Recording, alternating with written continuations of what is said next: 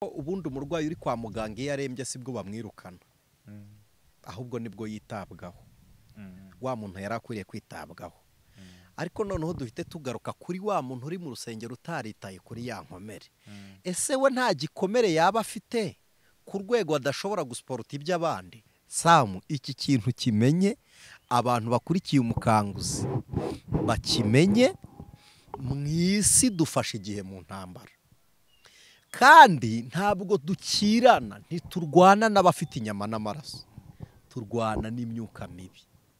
Abakunda umukanguzi nanone twagarutse nkuko mubimenyereye kuri kamera turi kumwe na Niseti mumenyereye ko akunda kutuganiriza ibiganiro byiza cyane.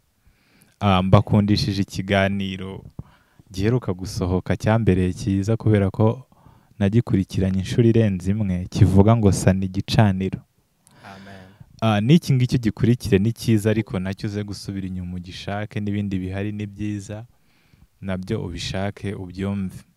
Rero turabasuhuje abari ku migabane igiye itandukanye y'isi mu Rwanda diaspora mwese tubashimiye uburyo mubana natwe kandi dukunda feedback zanyu mutubwira yuko imitima yanyu ihembuka natwe biratunezeza. Nge rero ugiye kubana namwe nitwa Masengesho Samuel. Tugiye kubana nkuko mubimenyereye muri iki kiganiro na Niseti. Rero abari hirya no hino abababaye abafite ibibazo bigiye bitandukanye turababwira ngo bihangane iminsi irasa ariko ntago ihwana. Uyu munsi bishobora kuba bibi ejo bikaba byiza ejo bikaba bibi cyane ejo bikaba byiza cyane ibihe bihora bisimburana. Rero reka dutangire dusenga Niseta dusengere adushyire mu biganza by'Imana. Mana data wa twese uri mu ijuru se umwami wacu Yesu Kristo turagushimiye tugushimiye ubucunguzi bwawe watumye twitwa abana b'Imana tubona umurage mu rugo rwa data kandi dufite ibyiringiro byo kuzakubona ugarutse uje kudutwara izina ryawe nirihimbazwe. Amen. Turagushimiye rero ko duhaye uyu mwanya ngo tuganire na bene data kuri uyu musozi turiho w'amasengesho. Tugushimiye bwa mwene data Samuel turi kumwe, tugushimiye aba babyeyi turi kumwe, aba bagabo, aba basore n'abakobwa, tugushimiye abarwayi ugiye gukiza indwara, tugushimiye imitima ugiye kuganira nayo, abari bakomeretse ugiye komora inguma kandi abari bababaye ugiye kongera guha umunezero. Izina ryawe nirihimbazwe.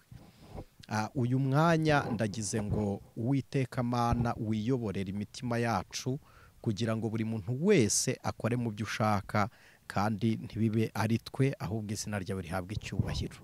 Bana natwe ku bwawe Kristo none n'iteka ryose. Amen. Amen. Nise mumeze mute? Turashima Yesu. Natwe turashima Imana. Amen. Abakunzi b'umukanguzi rero nkuko mubimenyereye ntago tujya kure y'ijambo ry'Imana. Uyu munsi twifuje kuganira namwe cyane dukunda kuvuga gusenga tuvuga ku bugingo ariko uyu munsi hari imisozi isengerwaho mu Rwanda irahari igiye itandukanye na hano twicaye n'aha ngaha twicaye hari insengero hari ibyumba aho hantu n'ahantu hose umuntu ajya akabonera Imana. Uyu munsi ndashaka ko tuza kureba umwihariko w'urusengero. Ubundi urusengero ni iki? Urusengero rwatangiye ryari? Mbere yuko ngusubiza wihangane nyine dukore byacu sinzi abantu bajya bakunda ariko ntabwo ari byiza ko burya ikibazo kibyara ikindi kibazo. Abantu benshi bajya bashaka ngo iyo umuntu akubajije umusubiza icyo ashaka burya kandi igisubizo si icyo umuntu aba ashaka mu kibazo. Igisubizo ni icyo ugusubije atekereza. Nubwo cyaba kidahuye n'ibyo utekereza burya nibwo ubumenye uko abifata. Rero wihangane mbanze nkubaze urambajije ngo urusengero ni iki? Ushaka kuvuga urusengero nk'inzu isengerwamo cyangwa urusengero nk'umubiri umwuka uteraniramo? Byombi bifite aho bihuriye. Urusengero nk'umubiri n'urusengero nk'inzu isengerwamo. Ariko ndashaka ko tureba urusengero nk'inzu isengerwamo ahabera amateraniro. By'umwihariko iyo tuvuze urusengero spirituel Roma ni imibiri yacu ko niko ijambo ry'Imana rivuga ni imibiri y'abizera. Ijambo ry'Imana riravuga ngo ntimuzi ko imibiri yanyu ari insengero z'umwuka w'Imana uri muri mwebwe. Bivuze ngo iyo umuntu amaze kuba umukristo agira amateraniro muri we. Imana iteranira muri we, ijuru riba riri muri we, kuko Imana ni Emmanuel, ni Imana iri kumwe natwe. Birumvikana iyo iri kumwe natwe biri muri twe, nzatura muri bo, ngendere muri bo, nzamanura ihema ryanjye ribe muri bo, baba abana banjye nanjye, mbese bazaba abahungu banjye n'abakobwa banjye. Hanyuma ikindi cya kabiri, hakaba n'inzu z'abahuje kwizera bahuriramo, aho tuvuga habera amateraniro mu buryo bugaragara inyuma. Rero aho tuhita urusengero, naho rugaragarira bose. Haba umunyamwuka barubona n'umunyamubiri barubona ko ari urusengero. Hakaba n'imisozi rero abantu basengeraho. Warubajije ngo urusengero rwatangiye ryari? Ubusanzwe urusengero no mu zindi ndimi ntibarwita urusengero, ahubwo tugenekereje bavuga kiliziya. Ni eklizia, ni ijambo ry'ikigiriki jopanse. Ariko tugarutse kuko inzu zose zihuriramo n'abantu basenga ntibazita insengero, nta nubwo zose bazita kiliziya. Hari andi mazina menshi wenda tutari bujyemo, ko hari na za moske, misigiti, byose ntabwo ari kiliziya, ariko hose baba bari gusengeramo. Noneho hakaba n'imisozi abantu bateraniraho, bajya gusengeraho. Ubutayu, bavuga ngo ni mu butayu. Hakaba no mu byumba abantu bajya gusengeramo. Noneho ngarutse inyuma gato kugira ngo nsoze icyo mwari mumbajije ntizimbye mu magambo, warubajije ngo urusengero rwatangiye ryari? Urusengero rwatangiye ryari? Ubusanzwe gusenga ni ikinyarwanda gikomoka ku iringara. Iringara bavuga okusenga, mu Kigande baravuga ngo ni okusaba, ni ugusaba. Bene data b'Abarundi bakunda kudukurikira ku Mukanguzi barabizi, nk'iyo umuntu avuze gusabiriza mu Kirundi baravuga ngo ni ugusengerereza. Urabyumva, gusenga tubitwara nko gusaba, ariko si byo. Ubundi gusenga Imana ni ugusabana nayo. Noneho impamvu nsobanuye gutyo ni uko byatangiriye ku bantu babiri baremwe mbere, Adamu na Eva. Igihe cyabo cy'umubano mwiza n'Imana, ubwo Imana yajyaga iza kubana nabo mu ngobyi ya Edeni, burya rwari urusengero. Nubwo hatari inzu yari yubatse, ariko iryari ihuriro ryabo n'Imana, nibwo urusengero rwatangiye. Urakoze cyane. Abadukurikira baraza kumva dusa naho dutwara ibintu kugira ngo bize kumvikana. Hari abantu bamenyereye amadebate cyangwa n'ibindi biganiro bya hard talk, usanga nyine ari ukuvugana imbaraga nyinshi, ariko ni ukugira ngo n'umuntu udasobanukirwa aze kubasha gusobanukirwa. Ahangaha ndagira ngo nkubaze, ni iki gituma uru rusengero turi kuvuga rutandukana n'iyo misozi? Iyo misozi yindi isengerwaho ubundi bitandukana gute? Uru rusengero nk'inzu. Urusengero nk'inzu, aho abantu bateranira hatandukanye kure cyane no ku misozi. Kuko ku misozi aho abantu bateranira ni hamwe, wenda duhere mu rusengero rufite umwanya ushyirwaho n'Imana, aho bita ku ruhimbi rwera. Noneho kabiri, n'abaruyobora, abakora umurimo muri urwo rusengero barabisigirwa. Noneho icya gatatu, twavuga ngo habamo n'ibikoresho byo kuramya no guhimbaza Imana. Biriya bikoresho byubahwe cyane, ko Imana yarabivuze muri Zaburi jopanse ni 150. Ijambo ry'Imana riravuga ngo mushimishe Imana ibyuma birenga, amajwi n'ishako n'imyirongi, bituje n'ibisakuza n'ibindi. Urusengero rumva rubitse n'ibikoresho by'Uwiteka. Uretse n'icyo, ni inzu yitiriwe izina ry'Uwiteka. Mu gihe umusozi muba muwuteraniyeho n'inka bakaziragiraho, n'umujura ashobora kuza yiruka nubwo yajya no mu rusengero, ariko mu rusengero ni inzu yitiriwe urugo rw'Imana. Harimo wa mwanya w'icyubahiro mvuze. Kabiri, harimo abo twakita nk'abatambyi, sibyo, bari mu izina ryo kuba ari umuhuza w'umuntu n'Imana, mu gihe ku musozi ntawe ubayo. ahangaha abantu baraza kugira ikibazo bibaze ngo none se burya kujya ku musozi nta gaciro bifite tubyihorere. Ubundi ukivuga gutyo umuntu utarajya mu rusengero ntakwiriye no kujya ku musozi, kuko bwa mbere urusengero nirwo rubyara rukarera. Ubundi ku musozi ni nk'uko waba ufite umwana akaba yava iwawe akajya gutembera ariko afite aho ataha n'aho yavuye. Ku musozi ntawe uhabarizwa, ariko mu rusengero abana barahavukira ko barahabatirizwa, mu butayu nta Yorodani ibayo, sibyo? Rero umuntu utaragira urusengero ntaba afite n'umushumbye.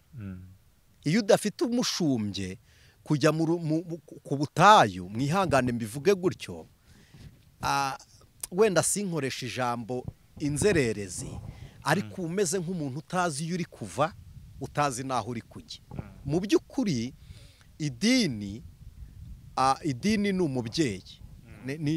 Urusengero umuntu asengeramo rumuha uburere, hanyuma Imana ni data ikurebera rero kuri aderesi yawe.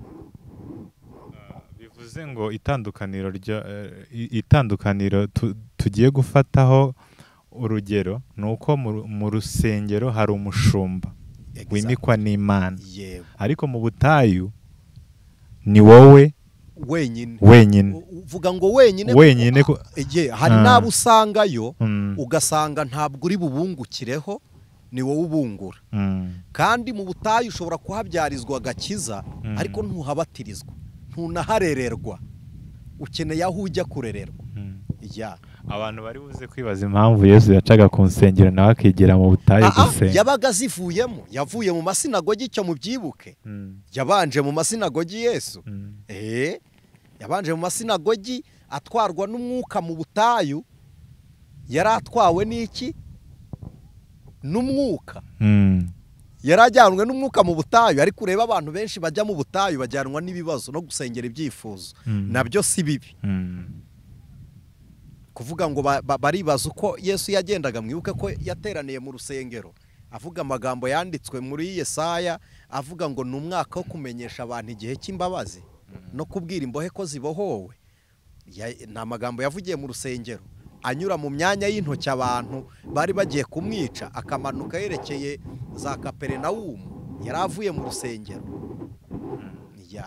Uraza kunyihanganira, turi mu rusengero kandi hari ahantu nshaka ko tuza kugera kugira ngo abantu bacu baze kumva neza iki kiganiro. Ubundi umushumba uyobora urusengero agomba kuba ameze gute? Bwa mbere agomba kuba ari umukristo kuruta inshingano ze, kuko iyo ari umukristo ubukristo buramukoresha, ariko iyo ari mu nshingano zikoresha igitugu. Burya iyo inshingano ziruta ubukristo wubahiriza amahame, ariko iyo ubukristo buruta inshingano wubahiriza iby'umwuka wera.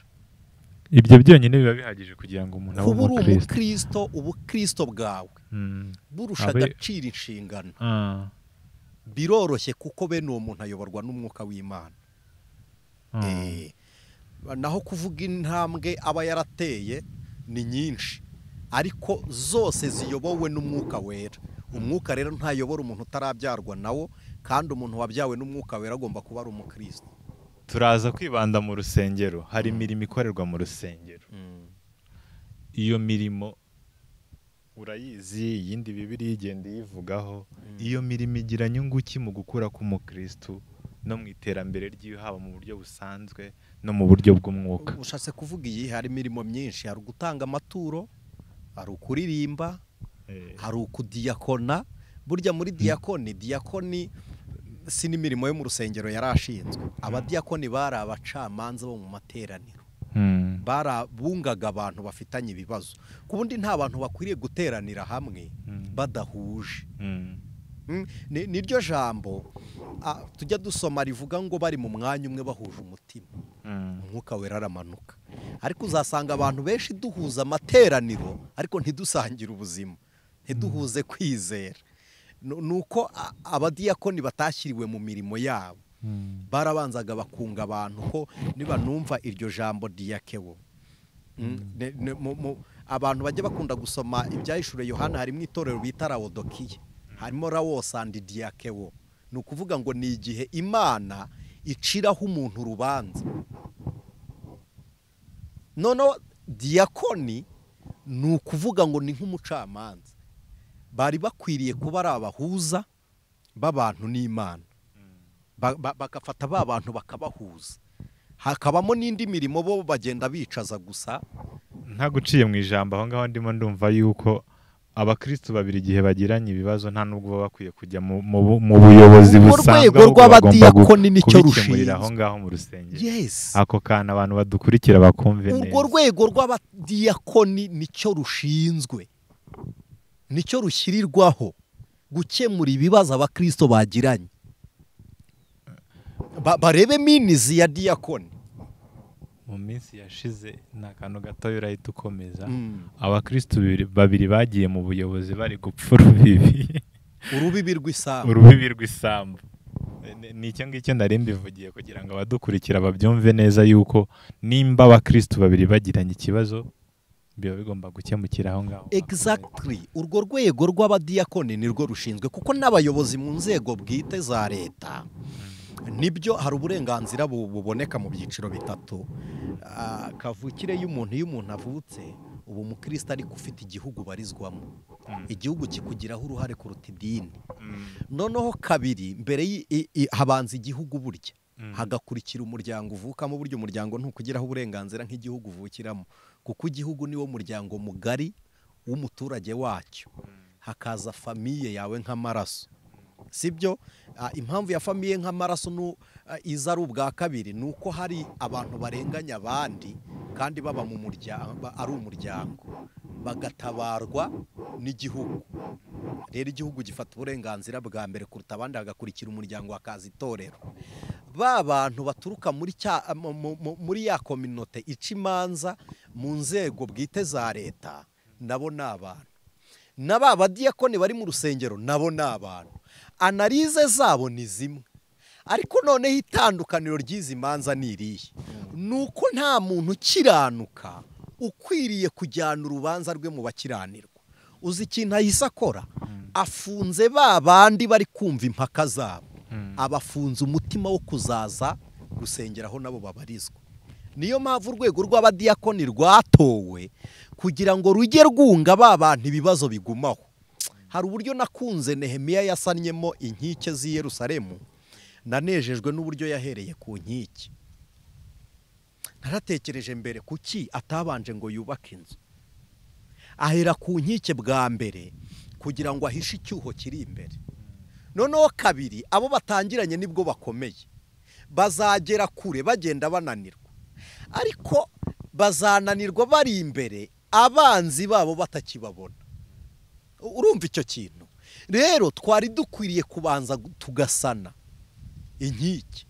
Gupfa urubibi bigasohora abantu mu itorero, bakibagirwa ko ari abakristo, kuko rwa rwego rw'imirimo ikorerwa mu rusengero rutakoreshejwe neza. Nicyo wambwiraga ngo bimarira icyo umukristo, nicyo wari ubajije, ngo mu bukure bwe bwa mbere bimuhuza na mwene si iyo bagiranye ikibazo, iyo urwo rwego rukoreshejwe neza. Noneho uburirimbyi bumufasha kurera umuhamagaro, bukamuha no gusabana n'Imana, kuko kuririmba ni ukusenga kabiri. Hari ibintu abantu batazi, burya kuririmba ni ukuganira n'Imana, ukaba uri no kwiganiriza nawe ubwawe, kuko umuntu uririmba aririmba agaragara mu isi, ariko we aba yagiye, yari umuramyi w'ukuri. Noneho hakaba no gutanga amaturo. Gutanga amaturo abantu bose barabizi, no mu Kinyarwanda uwo muco turawugira. Murabizi ko tugira iminsi y'umuganura, aho gusangira n'abantu, tugasangira umwero runaka.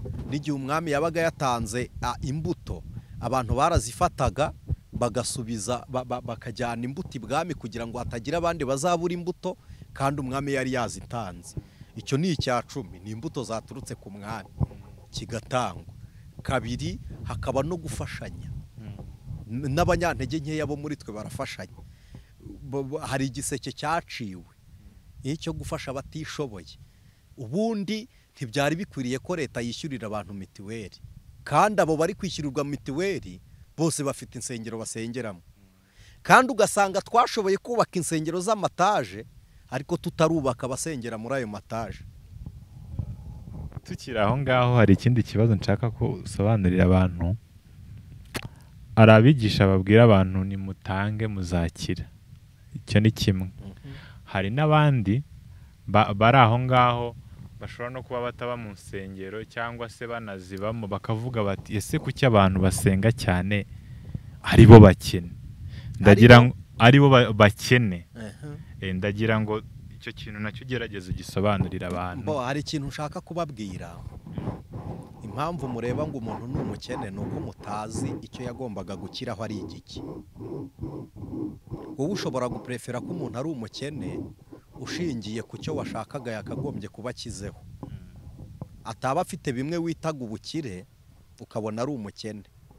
Banza umuganirize umenye ubukene bwe n'ubukire bwe, ko hari n'umuntu muzi ko ari umukene kandi ari umutunzi. Impamvu abantu benshi bagaya aho wageze nuko batazi aho wajyaga. Abantu bazi aho wajyaga banashima aho ugeze, kandi impamvu abantu batazi agaciro k'aho uri none nuko batazi aho wavuye. Rero umuntu ukubonamo ubukene ngo nuko wasenze ashobora kuba yararebeye mu ruhande utagaragariramo, akabonera mu ruhande areberamo ibyo atekereza. Ikindi kugira ngo mbasubize ntabakonfyuzinze, iki kintu mugitekereze neza. Kuvuga ngo kuki abantu basenga cyane ari bo bakene. Twagize ibyago bitera abantu ubukene bwo mu mubiri, sibyo? Bwa mbere bw'inyigisho za prosperity izo wari uvuze ngo Imana ntabwo ari donadone. Samu, Imana ntiguhera umugisha ko watanze. Iki munyumve, ntabwo mpinyuye umugisha wo gutanga. Reka mbanze nkora aka kantu kugira ngo mukangukire kunyumva. Iyo watanze ntuhabwa umugisha, ariko iyo watanze uhabwa umugisha. Ndabisobanura. Imana ntireba ubwinshi bw'ibyo utanga, ireba impamvu bitanze. Impamvu watanze niyo iguha umugisha kuruta ibyo watanze. Niyo mpamvu uvuze ngo gutanga bizana umugisha cyangwa se gutanga ntibizana umugisha. Noneho ikindi cya kabiri, abanyamadini batubwirije gutanga ibyo dufite kugira ngo tuzahabwe ibindi. Birengagiza ko Imana ari Adonai. Adonai uzi icyo bisobanura? Ni Imana ikora ibyo igomba gukora. Ni ukuvuga ngo hari ibintu biri otomatiko. Ntabwo imvura kugwa kwayo izabwira umugezi cyangwa amazi y'inyanja ngo kora evaporation. Ibyo biri otomatike bizikora. Uyu mwuka w'evapora uzagenda wongera ukoremo ikindi gicu, imvura yongera imanuke. Umuntu wahawe n'Imana, Imana imubwiriza gutanga. Iyo ugiye kubwiriza umuntu gutanga, ubumeze cya kinyarwanda tujya tuvuga ngo hatiru igikeri kujya mu mwobo kigaturika, ariko iyo kiretse kikijyana kinjiramo neza. Ntitwari dukwiriye kubwiriza abantu gutanga, twari dukwiriye kubwiriza imitima yabo agakiza, bamara gukira bakabona gutanga. Urashaka ngo amaboko aboshywe akore guteze? Dukwiriye kubanza kubwira abantu kubohoka, babohoka bagakora. Iyo umuntu abohotse arakora, ikintu kizakumenyesha ko ukiri imbohe nuko nta mirimo ugira. Urakoze cyane. Turacyari ku rusengero. Turacyari ku rusengero, kandi ndahamya ko umuntu uri budukurikire ari bumenye urusengero ni iki. Urusengero rutandukaniye he n'ahandi hantu hose hasengerwa. Nigeze kukubwira ku kintu kijyanye n'abapasiteri. Ndakubaza, umuntu uba umupasiteri akwiriye kuba ameze gute? Ibi ngibi impamvu nabikubajije, hari abantu bakomerekeye mu rusengero. Ubundi urusengero tuhafata nk'ahantu ho gukirira, ho kuruhukira, ariko hari abantu bahuriye n'ibibazo. Ndaguha urugero. Hari umuntu wakubitiwe mu kabari arakizwa, ariko akubitirwa no mu rusengero. Ibibazo yagiriye inyuma y'urusengero abigira no mu rusengero. Ubu arazinukwa, aravuga ati hari ahantu ntago nzasubirayo. Ikibazo suko yakubiswe niba nahari, ahubwo ikibazo yakubitiwe iki kugira tubanze tumenye icyo yazize. Reka tubanze tumenye icyo yazize n'ibyo nari nkiri gusobanura. Hari igihe umuntu arengana, nashatse kuvuga mu kabari we yahakubitiye kubera yuko nyine iyo umuntu yasinze juste n'urugomo. N'urugomo. Ariko noneho hari igihe umuntu aza mu rusengero akaba azi yuko azahabonera amahoro yuzuye. Dukunda kuvuga ngo naho gukirira, kandi koko naho gukirira. Uyu muntu ahahurira n'ibibazo, agirana ikibazo n'abamuyobora, aravuga ati kumbi uriya ni wari ukwiye kunyomora igikomere none arakinteye. No gusanga nta n'ikintu kibi yari yakoze. Yego. Uyu munsi ndahamya ko bahari, nabihamya rwose 100% yuko hari abantu barahiye baravuga ngo sinzongera kurwinjiramo pe. Ndagira ngo ugire ikintu ubwira abo bantu. Reka mpera aha ngaha, abantu bakomerekejwe n'ababayobora, wigeze wabaza ngo kugira ngo umuntu abe umushumba agomba kuba afite izihe ntambwe. Hari icyo bita lift up, kurifutinga umuntu, ariko iyo lift utayimuhaye gusa ukanamubyutsa, ni kamere yaranze Kristo. Niryo jambo bamuvuzeho, baravuze ngo n'urubingo rusadutse ntago azaruvuna, ntazigera ruvuna. Bivuze ko na wa wundi uri mu rusengero ufite icyatuma anengwa, nawe ntiyarakuriye gucirwaho iteka. Kuko ubundi umurwayi uri kwa muganga iyo arembye sibwo bamwirukana, ahubwo nibwo yitabwaho. Wa muntu yarakuriye kwitabwaho.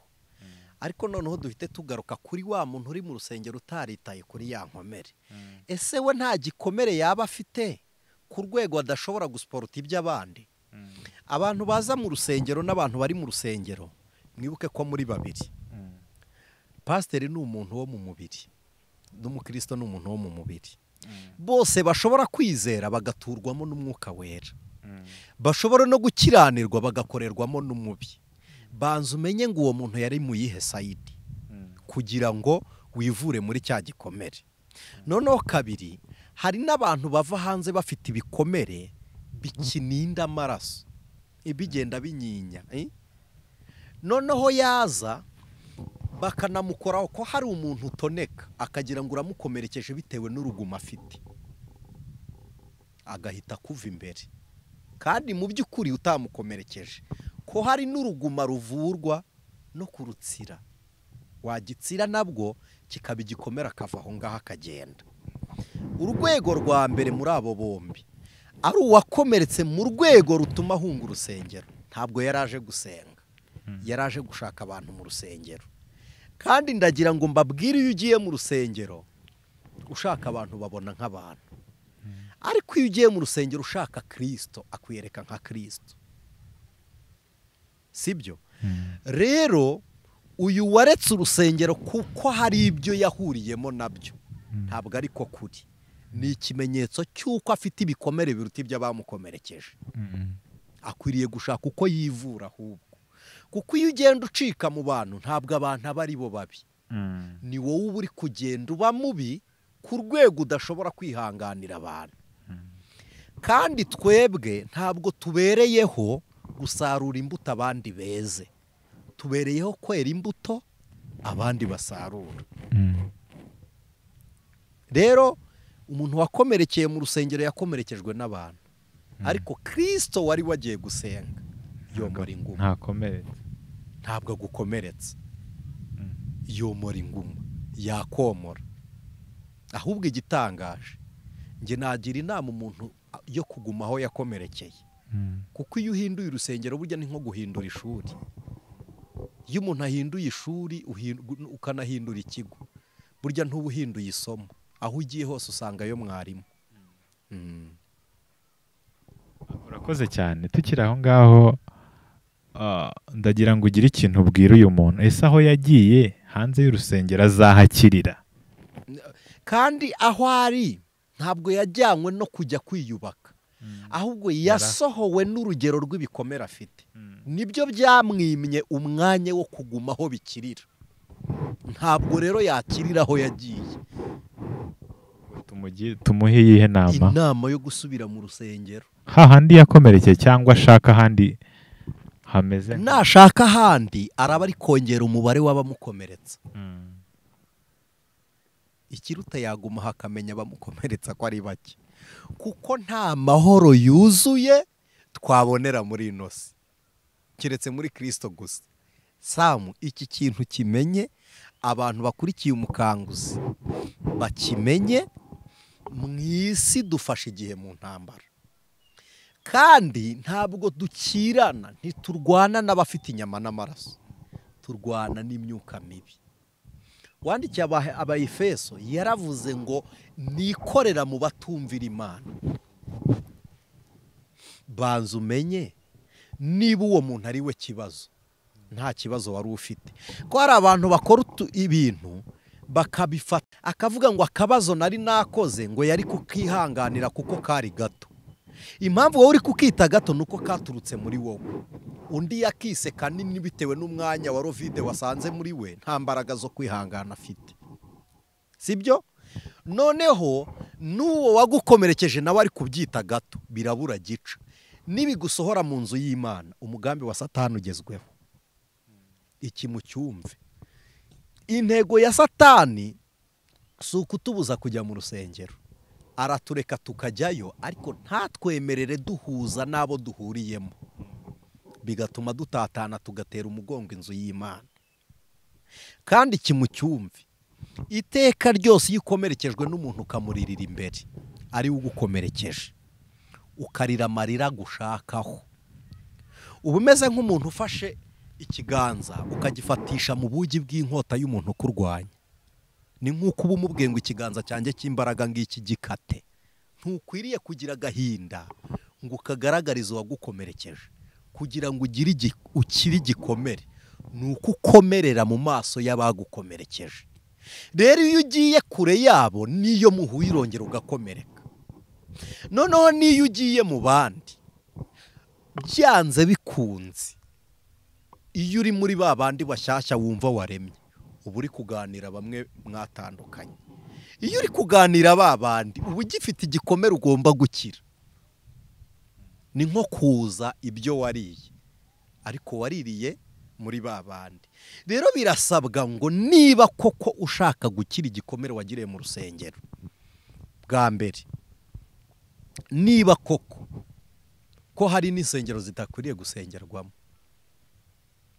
Hari nk'abantu, reka mbivuge, hari nk'umuvandimwe wigeze yambwira ngo yageze mu rusengero asanga bemera gusezeranya abatinganyi. Dushobora kubizira, ariko urwo si urusengero. Icya kabiri, hari nk'umuntu wambwiye ngo yagezemo asanga iyo bagiye kurya igaburo ryera bakoresha umugati ariko n'inzoga. Mu mwanya wa vino bagakoresha inzoga. Urwo narwo si rwo. Barangije basobanuraga uburyo wayini ari inzoga, ngo nayo yakoze mu bukwe bw'ikana, ariko hari vino 3, isembuye, ishaririye na vino kidasembuye. Bakoreshaga rero inshya, ubukwe n'imigenzo yabo bakoreshaga izidasembuye zisharira kuko zamaze iminsi. Rero hari n'ahantu hatabera ibikorwa bituma uhaguma, aho kugira ngo havanwe nuko bagukomerekeje, wahavanwa nuko utigeze uhabona imbuto z'agakiza. Imana ibaha umugisha. Urakoze cyane. Hari ikindi kintu nari ndimo kwibaza. Waruvuze ngo aho bakoresha inzoga n'umugati, ibyo ari byo byose ntekereza, ndavuga ngo imico y'ibihugu igiye itandukanye. Aho ntihari aho baba bakoresha inzoga n'umugati kubera umuco w'ibihugu byabo. Ariko umuco si ubukristo. Umuco ni icyo abantu bemeranaho bitewe n'icyo bashaka kugenderaho. Iyo sosiyete cyangwa iryo huriro rikagifata nk'ukuri. Sibyo? Kuko nureba mu muco, hari abantu benshi bagira imico, hari, urabona nkatwe mu Kinyarwanda, uzi uko umugabo yiyogosheshaga amasunzu, urayazi uko amasunzu bakata amasunzu? Si nabo gusa n'abandi amasunzu. Ubu wagize ngo nje kubwiriza ngahagarara ku ruhimbi nogosha amasunzu.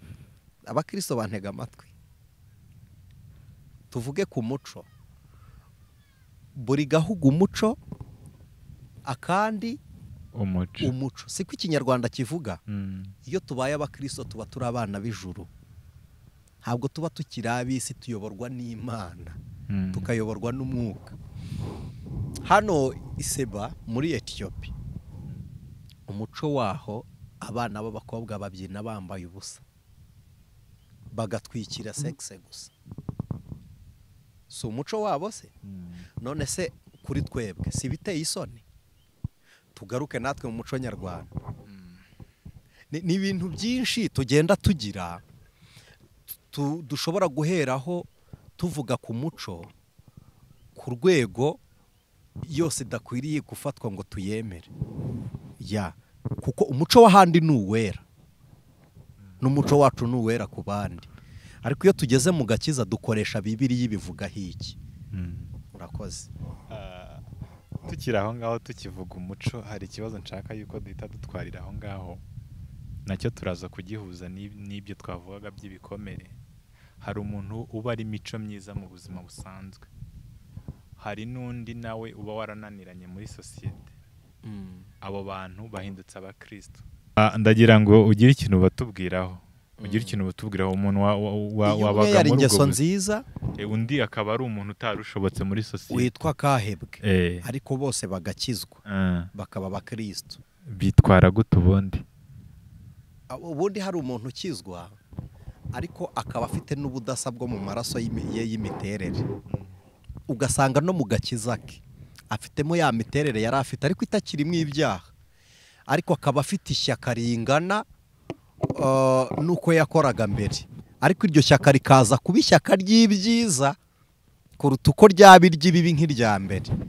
kuko murebye imyitwarire ya Pawulo mu rugomo yagiraga n'ishyaka yari afite n'iry'Imana yahinduyemo ishyaka ryo kuyikorera akora gutyo wa muntu yamaze gukizwa kenshi iyo yari yarabaye akahebwe hari n'igihe yitonda ariko iyo biri mu maraso hari igihe ubona ari umuntu n'ubundi utyaye mbivuge gutyo urushapu hari na wa wundi witonda ushobora kuza mu rusengero ukabona aracecetse ariko iyo ari wa muntu wageraga hano afata usanga no mu murimo hari igihe Imana imuha umuhamagaro wo gukora byose ugasanga muri korari ariyo mu baririmbyi ibyuma yikoreye yagiye kwestara cyangwa se yagiye gukoropa agakora byose nk'uko yakoraga na mbere kuko Imana ihindura ishyaka wari ufite burya ntirizimya irihinduramo inyungu yayo ngo nitwahita tubibuzana rya jambo ry'uwababariwe byinshi se ukunda cyane nanone tukiri aho ngaho turacyari mu rusengero ntabwo turi buhave hari amahame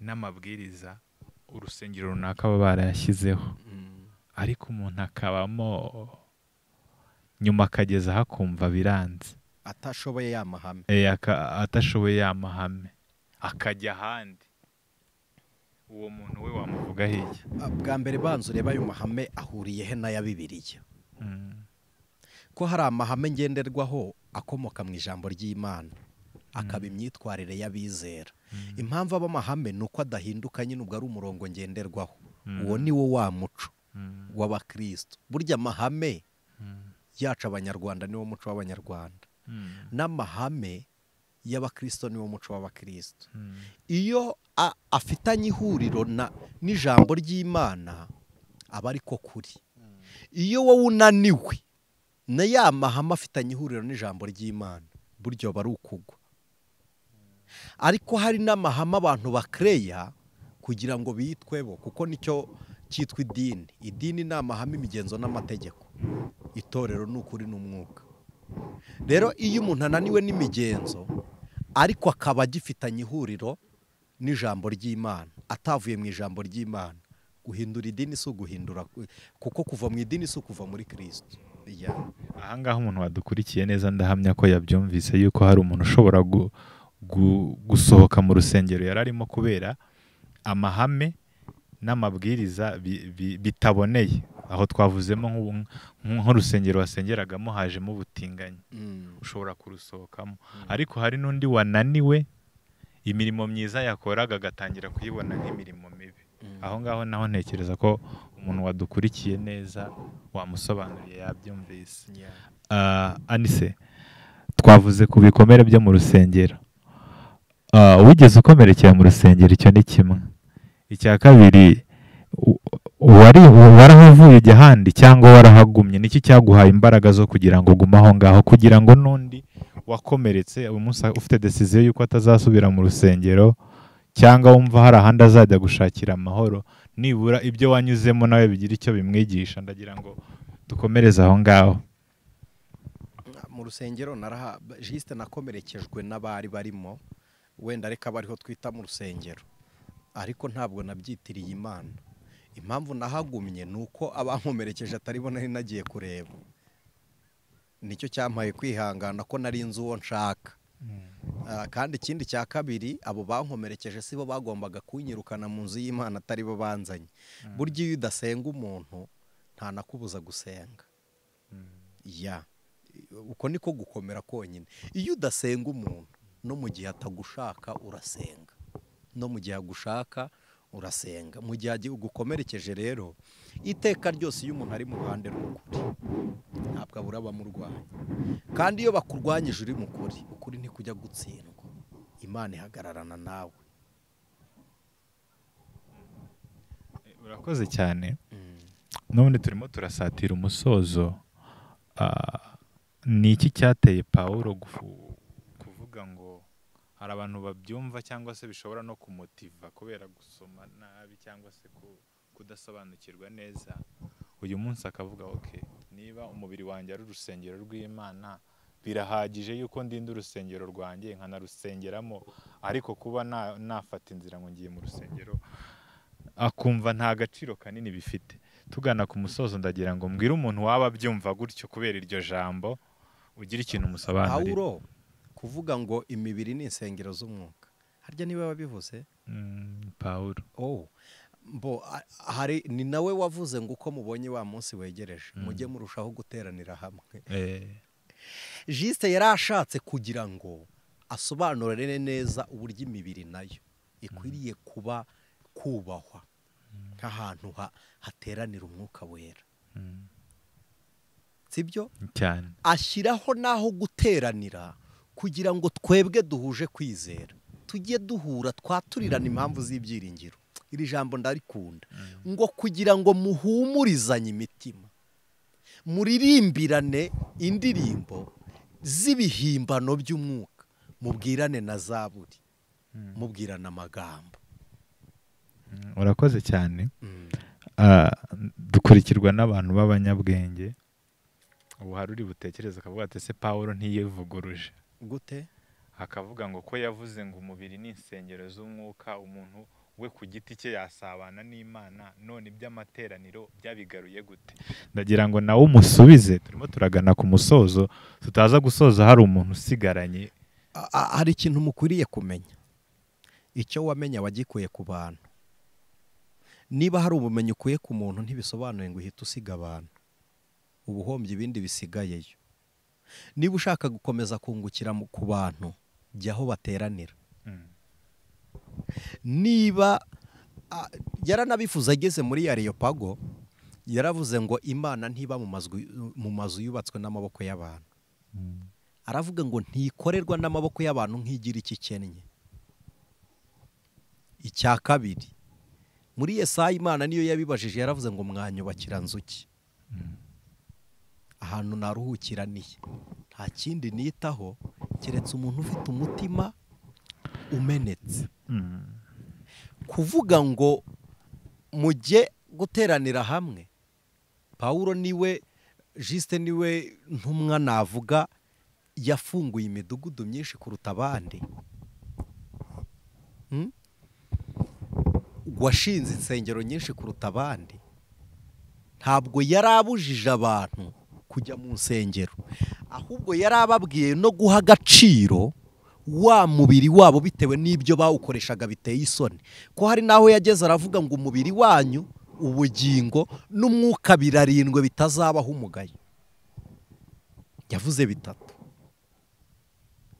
Rero umubiri, abizera bakwiriye guhurira hamwe niba n'ab'isi bagira amanama bahuriramo n'abana b'ubugingo bakwiriye guhurira mu rusengero nk'inama y'abanyabugingo bakongera kungurana ibitekerezo. None se uzisengera ury'igaburo wenyine? Uzibatiza se? Niba urwara ukajya gukenera muganga, kuki wumva se abakirisitu butabakenera? Turakenerana kandi ngo muhure uko mubonye wa munsi wegereje, kugira ngo mwaturirane impamvu z'ibyiringiro hatagira n'umwe usigara, kuko iyo umuntu adaheruka mu bantu agenda n'akayuka. Nk'uko twabibabwiye turimo turagana ku musozo. Hari umuntu uri buvuge ngo none ko kujya mu rusengero numvise ko ari ngombwa, igihugu mbamo nta rusengero ruhari, uri mu Rwanda uyu munsi cyangwa se n'ahandi hari iki cyorezo cya covid, insengero zifunze, arimo aribaza ngo none nkora iki? Bwa mbere nibabanze bamenye iki, urarubuza ariko urarukunda. Bene Kora ntibageze i Siyoni ariko bari bafite inzira zijyayo. Uzi uko baravuze ngo hahirwa bafite inzira mu mitima zigana i Siyoni. Hari abantu bajyanwe no gukora bahunga insengero batazitaye, hari n'abagiye bazitaye. Uwo wagiye arutaye akwiriye kugaruka, ahubwo ikibazo ni yagarukira he kwaho ari nta ruhari. N'umukanguzi n'urusengero, ku Mukanguzi TV n'urusengero, izindi channels zitanga ubutumwa bwiza n'urusengero. Noneho ikindi gihari ni kimwe, uwagiye yaragiye arutaye ataragiye kuko hari abagiye barukunze ariko bajyaho zitari, hari n'abagiye barutaye bajyaho zitari, bose ubu uyu mwanya barashaka urusengero. Uwagiye arutaye agomba kubanza kwiyumvishamo ko rugira umumaro nubwo atari burugemo. Hanyuma naha ku Mukanguzi TV habonye ijambo ry'Imana, naho akwiriye kujya joininga amateraniro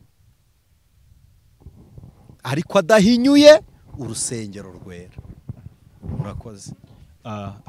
Mbere yuko tujya ku musozo, utanga umwanzuro w'iki kiganiro cyacu, ndagira ngo utubwire YouTube ibaye urusengero gute? Umukanguzi wo kuri YouTube channel ibaye urusengero gute? Ni ikibazo n'undi muntu wese ashobora kwibaza, ariko umuntu uri bwibaza icyo kibazo ndagira ngo umusobanurire. Murakoze. Ngo ikibazo cyane kiravuga ngo YouTube channel Umukanguzi, uravuze ngo ni urusengero. Exactly. Ibaye urusengero gute? Bisobanurira umuntu uri bwibaza icyo kibazo. Ubwo se gute itari rwo? Juste numvisha confusion ugize ngo nuko ari YouTube channel. Ariko ikora iki? Ikorerwa iki? Icaho ubutumwa bwiza. Urakoze cyane. Ibyo byonyine bihagize kuba ari urusengero, kuko abaje kuri YouTube channel azi cyaje gukora, azi ngo ngiye kumva ijambo ry'Imana, azi ngo nk'ubu dufite amasengesho tuzatangira ejo bundi kuwa mbere y'iminsi 21. Abazabana natwe muri ayo masengesho bazakira impinduka zo gusenga. Ababanye natwe mu bindi biganiro bakiriye impinduka zibonerwa mu ijambo ry'Imana. Waheraho uvuga ko atari urusengero, ahubwo se atari narwo twaba dukora iki hano? Ya mirimo ibera mu rusengero, yego, nayo ndagira ngo nacyo gisobanure, kuko hari imirimo twavuze ibera mu rusengero, hari ukuririmba, hari ugutura. Samu, uzi aho tujyana amaturo twe? Urahazi tutabibwiye abantu badukurikira kuri YouTube. Uza abantu dufasha, sibyo? Abarwayi tuvuza ni benshi, abashonje tugaburira ni benshi, abambaye ubusa twambika ni benshi. Uretse nabo indirimbo ku Mukanguzi ntimujya muzibona se? Ntituririmba, ntidusenga, ntitubwiriza. Diakoni guca imanza, iyo tugira abantu inama tuba tubatandukanya n'ikibi, tubahuza nabo batanye nabo, sibyo? Noneho kabiri, amaturo wenda nuko abantu babyumva uko babitekereza, ariko ukuri ntikubuzwa gutambutswa n'imitekerereze y'ababyumva.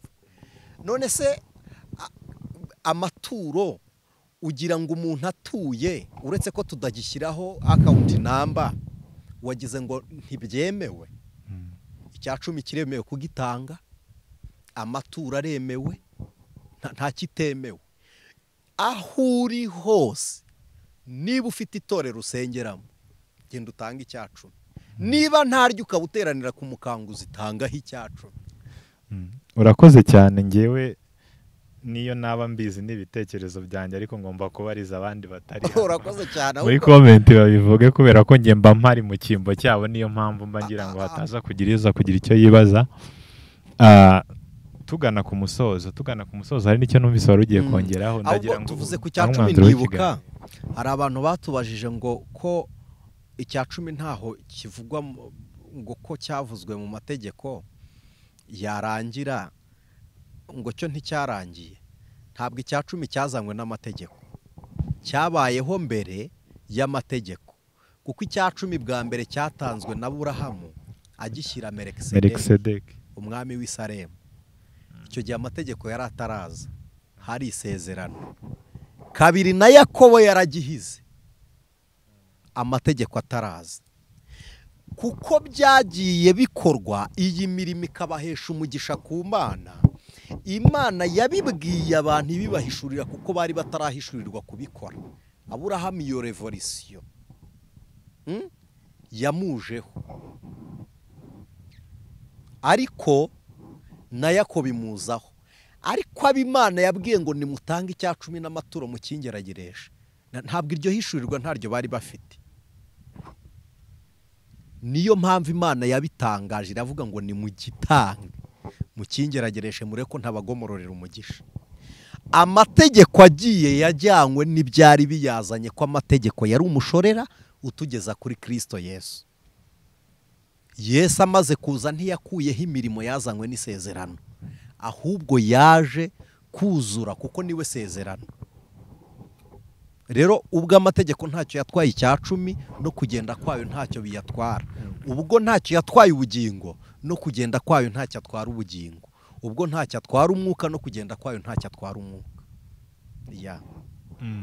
Urakoze cyane. Nkuko twari tubivuze ugiye gufata umwanzuro, ariko umwanzuro tugiye gufata ndagira ngo tuwushingire aha ngaha. Kujya gusenga ni itegeko, icyo ni kimwe. Ni ubushake. Hari ibintu ukora wabikora utabikora bikaba ntacyo bitwaye. Ndagira ngo tubare aho ngaho dufatire umwanzuro. Ni itegeko kurinde ko abantu bose ntago abanyafurika bose bayoborwa n'amategeko y'u Rwanda. Ku mukristo wese w'ukuri, ahubwo dukwiriye gusengesha umwuka iteka. Ni ihame, ni itegeko gusenga. Dukwiriye gusengesha umwuka iteka, ni ihame. Gusenga mu kuri, tugasenga dukiranutse kandi mu by'Imana ishaka byose, ni itegeko. Kuko ubundi umuntu wese ushaka kubaho mu buzima ararya. Ushaka icyubahiro mu bantu arabanza kubaha abandi kandi akambara akikwiza. Abantu bashaka icyubahiro bakora ibintu bibiri Samu. Wubaha bugishakamo, kuko icyubahiro ni imbuto, usarura icyo wateye. Kabiri, wubaha abantu iyo ushaka icyubahiro, ukanambara ukikwiza. Ababizi, abahanga babizi, umuntu wese iyo yabyutse akiyambika aba ari kurwanira icyubahiro cye kugira ngo utamufata uko adashaka. Gatatu, narivuze ngo ushaka kubaho ararya, ushaka icyubahiro aragitanga akanikwiza. Ibwa gatatu, ushaka gukomera mu buryo bw'umwuka no gusenya ibicaniro bya karande kavukire no gusabana n'Imana agomba gusenga. Kandi amasengesho y'uburyo bwose, kwiyiriza ubusa cyangwa se kutiyiriza, ariko ugomba gusenga. Yego. Nshuti bakunzi b'umukanguzi, murakoze cyane. Reka kino kiganiro tugisoreza aha ngaha.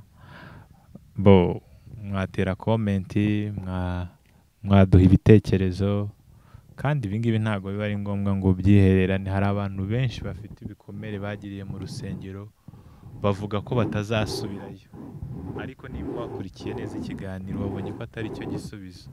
Ariko ibihe birasimburana nk'uko twatangiye tubivuga, nawe ejo wahahurira n'ibibazo, ariko umuti si ukuhasohoka. Reka turangize rero dusoze nanone adufasha gusenga. Imana imuhe umugisha kandi ko yemeye kuganira natwe, kandi ndahamya yuko hari byinshi twungutse. Ni karibu gusenga dusoza. Asante. Tutarasenga ndagira ngo mbabwire ngo iyo utakurikiye umuntu ntugushwa nawe. Iteka ryose dukurikira Kristo Yesu, kandi niwe banze ryo gukiranuka, ni nawe gusohoza. Ndagira ngo nkubwire iyo ukomerekejwe n'abantu ushaka umwami, Yesu arakomora. Dufite abantu benshi bafite ibikomere, bakomeretse barwanira igihugu ngo kigire amahoro. Niba bitaweho none mu gihe cyabo none, ntabwo Imana ariyo yareka umwana w'ubugingo mu gihe afite ibikomere yakomerekejwe n'abantu ari gusiganirwa mu rurembo rw'abera. Kandi umenye ngo uwo wagukomerekeje ashobora kuba atari we, yakorewemo n'umubi. Ugira imbabazi nyinshi kugira ngo nawe icyo gikomere ugikire. Yesu abaha umugisha. Mana, turagushimiye, niwe Mana ibyara ukarera ugakuza. Ijambo ryawe rirambwira ngo turi abo waremye, uturemeye imirimo myiza muri Kristo Yesu, abo witeguriye kera kugira ngo tuyigenderemo. Twubake umuntu wari uteze amatwi ijambo ryawe, umwungura ubwenge uko ushaka ko dutekereza, ariko utuyobora kandi udufata amaboko kugera ku munsi w'ijwi ry'impanda. Ni ku bwa Kristo watsinze byose none iteka ryose. Amen.